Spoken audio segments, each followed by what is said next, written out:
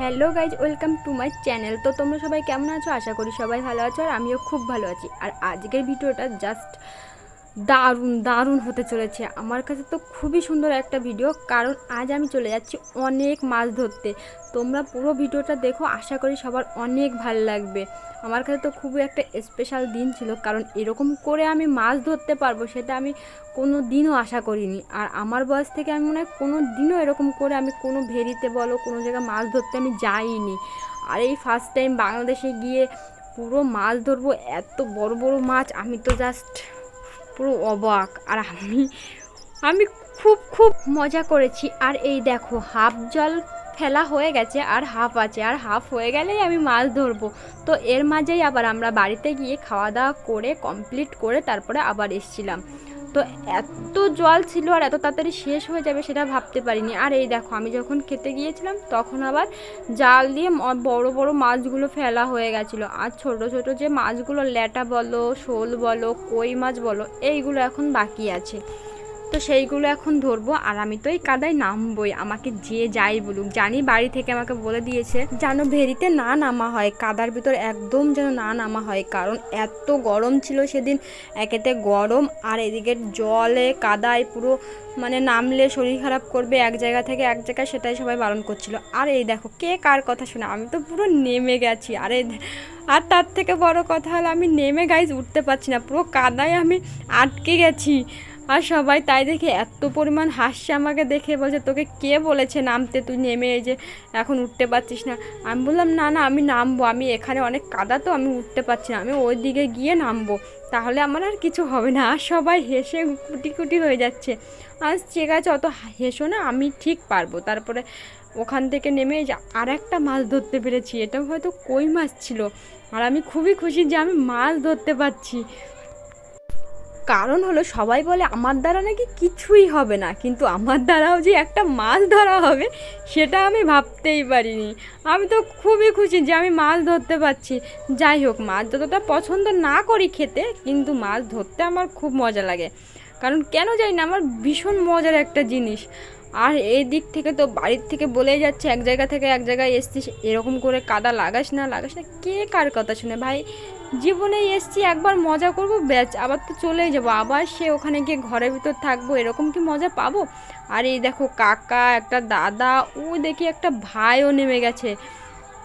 আমরা পুরো সবাই মিলে একটা টিম মাছ ধরতে নেমে গেছি। আর আমিও অনেকগুলো মাছ ধরেছিলাম, আর এত মজা লাগছিল। আর এই দেখো, আমি ওই দিকে চলে গেছিলাম, কারণ এইদিকে না অনেক কাদা ছিল, আর এইদিকে অনেকটা মানে নিচে কাদা ছিল ভিতর অবধি, আর এদিকে একটু কম, যার কারণে আমি এদিক থেকে মাছ ধরতে পারছিলাম, কিন্তু অনেকটা গরমের তাপ উঠছিল।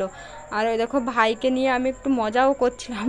ভাইকে বলছিলাম আয় চল আমি একটু মারামারি করি, কিন্তু ভাই বলে না না, তুমি পারবে না আমার সঙ্গে। আমি বলছি কেন রে, আমাকে কি দেখে বাচ্চা মনে হয়? বলে কি হ্যাঁ, তোমাকে দেখে আমার বুনু মনে হয়। আমি বলছি কী অপমান! এই দেখো, তার জন্য ভাই আমার সঙ্গে মারামারি করবেই না। আচ্ছা ঠিক আছে, তাহলে তোর মাথায় আমি কাদা দেবো, কিন্তু বলে কি হ্যাঁ দাও, কিন্তু আমি মারামারি করবো না তোমার সঙ্গে। তারপরে যে আমি আর ভাই একটু আকাজ করছিলাম, ভাইকে পিঠে হাতের ছাপ্পা মেরে দিলাম, মাথায় কাদা দিয়ে দিলাম। ভাই বলছে আমার কোনো সমস্যা নেই, কিন্তু আমি তোমার সঙ্গে মারামারি করবোই না, কারণ ও আমাকে একদম বাচ্চা মনে করে। আমি ওর থেকে কত বড় গাইস, কিন্তু তাও কেন জানি ও আমাকে বাচ্চা মনে করে। বলে কি তুমি বিদেশে থাকো, বিদেশে এসব হয় নাকি, তুমি আমার সঙ্গে পারবে না, এরকম করে মুখ ভেঙিয়ে ভেঙিয়ে আমার সঙ্গে ঝগড়া করে। ঠিক আছে, তুই যখন ঝগড়া করবি না তাহলে আমিও করবো না। আর এই যে একটা দাদা, দেখো পুরো আগলা গাই ছিল, আর আমি ওকে পিঠে হাতের ছাপ লাগিয়ে দিয়েছি, খুব মজা করছিলাম। আর এদিকে কাকিটা বলে তুই এরকম করে মাছ ধরছিস কেন, তুই তোর ঠান্ডা লেগে যাবে, শরীর খারাপ করবে। আমি বলছি না না, আমার কিছু হবে না, যদিও অভ্যাস নেই, তাও ভালো লাগছে, মজা লাগছে। আর তারপরে উঠে গিয়েছিলাম, উঠে এই দেখো ওরা মাছ ধরে এনেছিল আর উপরে দিচ্ছিল, সেইগুলো কাদা ছাড়িয়ে ছাড়িয়ে মানে ধুয়ে সেগুলো আবার হাঁড়িতে রাখছিলাম, না হলে মাছগুলো সব মারা যাবে। কারণ যেহেতু ল্যাটা মাছ আর শোল মাছ আর হলো তোমার কই মাছ ছিল, তার জন্য আমি বলছি ঠিক আছে, আমি কাদা থেকে উঠতে পারি যদি আমার এখান থেকে মাছ ধরতে দাও। বলছে ঠিক আছে। আর এই দেখো বসে নিয়েছি, সবাই আমাকে দেখে হাসছে, বলছে তুই কি মাছ বিক্রি করতে এসছিস? আমি বলছি কি তাতে কী আছে, যাবো বিক্রি করতে, এটা কি খারাপ কাজ? সব কাজই ভালো। এবার সবাই বলছে কী বলছিস তুই, ওখান থেকে এসে এখানে মাছ বিক্রি করতে যাবি? আমি বলছি কী আছে, কেন ইন্ডিয়াতে কি কেউ মাছ বিক্রি করে না? যে এরকম করে ভাবছে, বলছে না, বলছে এরকম করে মাছ ধরছিস। আর আমার বোনরা ছিল অনেকগুলো, তারা তো হেসেই যাচ্ছে, বলছে তুমি এরকম করে মাছ ধরছো, আমরা তো কেউ যাইও না। আমি বলছি তোরা পাস তো, ওই জন্য, আমি তো পাই না, তো কী করবো বল। তারপরে যে মাছ ধরে টরে আমি আর একটা পাশে ভেরি ছিল, সেখানে আবার একটু কাদা ধুয়ে আসলাম। আর এই দেখো এত মজা লাগছিলো, মনে হচ্ছিলো ছোট্টোবেলায় যেরকম ভিডিওতে দেখি আমিও ঠিক সেরকম করতে পারছি। আর সবাই বকছে আমাকে, বলছে কোথায় লাঠি ফাটি থাকবে, হাতে পায়ে লেগে যাবে, এরকম করিস না। ঠিক আছে আর করবো না। আর ওদিকে তাকিয়ে তাকিয়ে দেখছিলাম আম পেকেছে নাকি, যদি আম পাকে তাহলে কাউকে বলবো গাছে উঠতে, আর আমি জলের ভিতর থেকে আম খুঁটবো। তো ছিল না, পাকেনি, দুঃখের বিষয়। তারপরে এই যে আমি উঠে গেছি, আর আমার খুব মজা লাগছিলো, কিন্তু অনেক গরম ছিল, অনেক, যার কারণে আমার ঠান্ডা লেগে যেতে পারে, তার জন্য সবাই বকছিল। আমি উঠেও গেছি, আর আমরা বাড়িতেও এসেছি। এই দেখো কত মাছ ধরেছি, সবগুলো বাড়িতে নিয়ে এসে একটা ড্রামে জল দিয়ে এদের রাখা হলো যাতে না মারা যায়। তাও অনেকে অসুস্থ হয়ে পড়ছিল, কারণ এত গরম ছিল, যার কারণে ওরা মানে অসুস্থ হয়ে পড়ছিলো মাছগুলো।